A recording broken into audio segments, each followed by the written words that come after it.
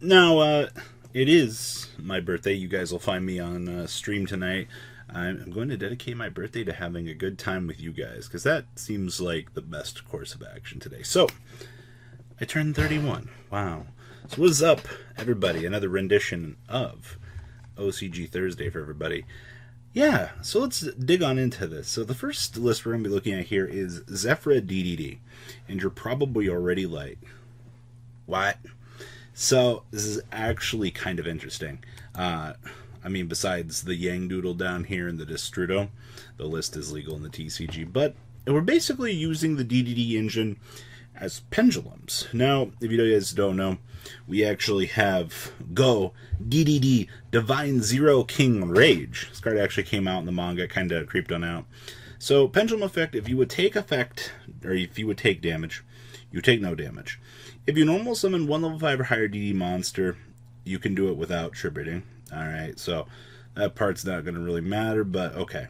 And you can only use each effect of DDD, the Zero King, once per turn. So, what is our actual effect here? So, when this card declares an attack, if your opponent's life points are 4,000 or less, you can make this card gain attack equal to your opponent's life points.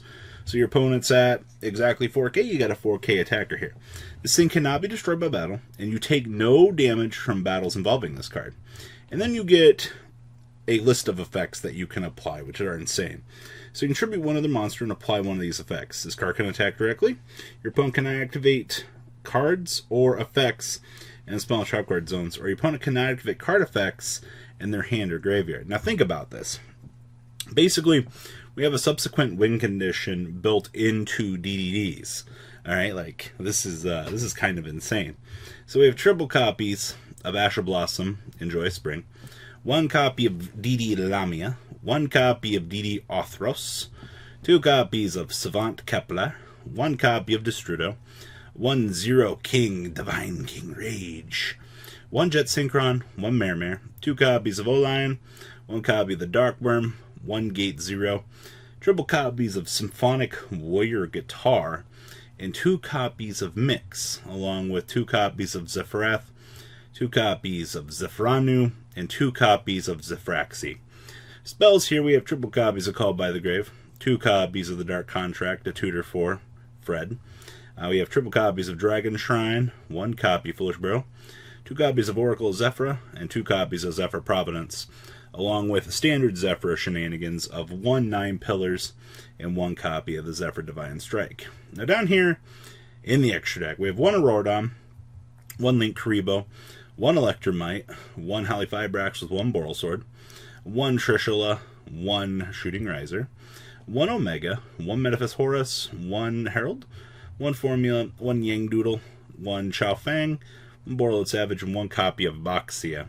Side deck here we have triple copies of Lancia, triple copies of Maxi, one Harpy's Feather Duster, triple Lightning Storm, triple Limited Permanence, and two copies of Red Reboot, wrapping up a relatively interesting take on Zefra. I do really like how splashable the DDD engine ends up being in Pendulum decks. It's been a while since I think players have been like, hey, you know, like, we can explore this. We can do other cool things with this. Why, yes, you can. We've reached that impasse now. Alright, next up. Oh boy, Lunalights with new Raidraptor cards. So, what do our new cards do here? So Raider's Wing, this card is the one that's always treated as a Phantom Knights and a Raidraptor card. If this card is in your hand, you can detach a material from a Dark Xyz monster you control, special summon this card but banish it when it leaves the field. Alright, you can only use this effect of Raider's Wings once per turn. An Xyz monster whose original attribute is Dark has this card as material, gains your opponent cannot target this card with card effects. It's actually really good. And we got Strange Lanius, so if you control Dark, you can special summon this card from your hand. You got special summons for this turn, except for Dark monsters. If you control an Xyz monster that has a Dark Xyz monster as material, you can target one level 4 little Raidraptor in your graveyard, special summon it but negate its effects. So we actually have an extender here.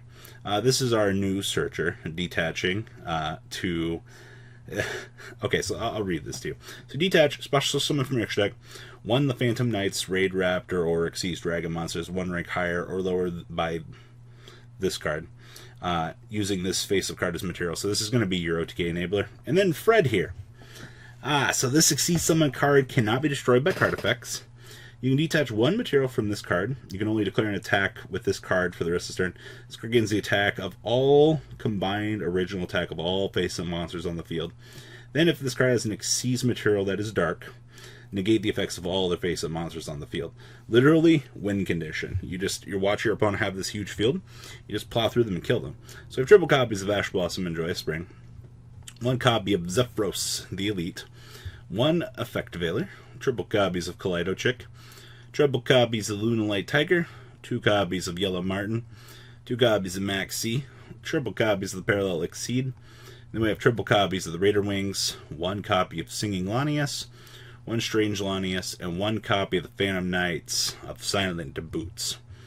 Spells here we have triple Called by the Grave, triple copies of Cross Out Designator, triple copies of Tinky, triple copies of Foolish Burial Goods, triple copies of Perfume of Course, and then we have Rank Up Magic Phantom Knights Force. So during your main phase, banish any number of dark monsters from your graveyard.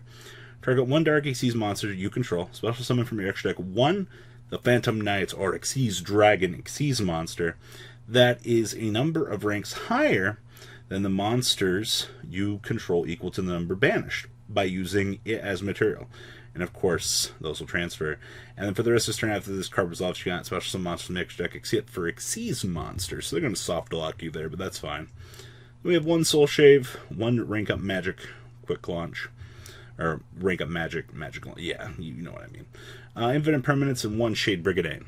Down here in the extra deck, oh man, I wish we had this card. Rusty Tin Man, one Almirage, one Wystrix, one Verte Anaconda, triple copies of Forstrix, one Arsenal Falcon, one Raiders Falcon, one Gagaga Magician, one Dual Don King Caliuga, one Infinity, of course, Karagorgon, with one Tiger King and one Exceed Dragon. Then we have two Lancia, one Pankratops, one Maxi, triple Nibiru, triple copies of Dark World no more, triple Lightning Storm, and two copies of Red Reboot, wrapping up a very interesting take on Raidraptors with Lunalights. Alright, next up, I gotta have a nice little throwback here to Simorgh. Now, Simorgh are actually, they're using the Tri-Brigade Revolt. So you can special summon any number of your Beast, Beast Warrior, and or Winged Beast monsters that are banished or in your graveyard, but negate their effects if any. And if you do immediately after this effect resolves, Link summon one Tri-Brigade monster using only those monsters. So you can put the Link 4 on the field with ease. Alright, now remember the Link 4 here. If this card is special summon, or if another Beast, Beast Warrior, or Winged Beast monster is special summoned to your field, and banish a card on the field. So basically you do this on your opponent's turn, you'll get a Disruption, which is actually pretty cool. If this card sent to the graveyard, add a Beast, Beast Warrior, or Winged Beast monster from your deck to your hand whose level is less than or equal to the number of your banished Beast, Beast Warrior, or Winged Beast monster. So it does float, but the thing we care about here is the interruption. Alright, so we have triple copies of Ash Blossom and Joyous Spring, one Barrier Statue of Storm Winds, one Cockadoodle-Doo, one Dark Simorgh, triple copies of the Max C, one Apex Avion, one Simorgh of Darkness, triple Simorgh of Beginnings, triple Simorgh of Bringing, triple copies of Simorgh Bird of Calamity, one Bird of Protection, and one Lord of the Storm. And we have triple copies of Elborz, one Harpy's Feather Duster, triple copies of Pot of Extravagance, triple copies of Simorgh Onslaught, one Simorgh Repulsion, triple copies of Harpy's Feathered Storm, two copies of Solemn Judgment, two copies of Tri-Brigade Revolt.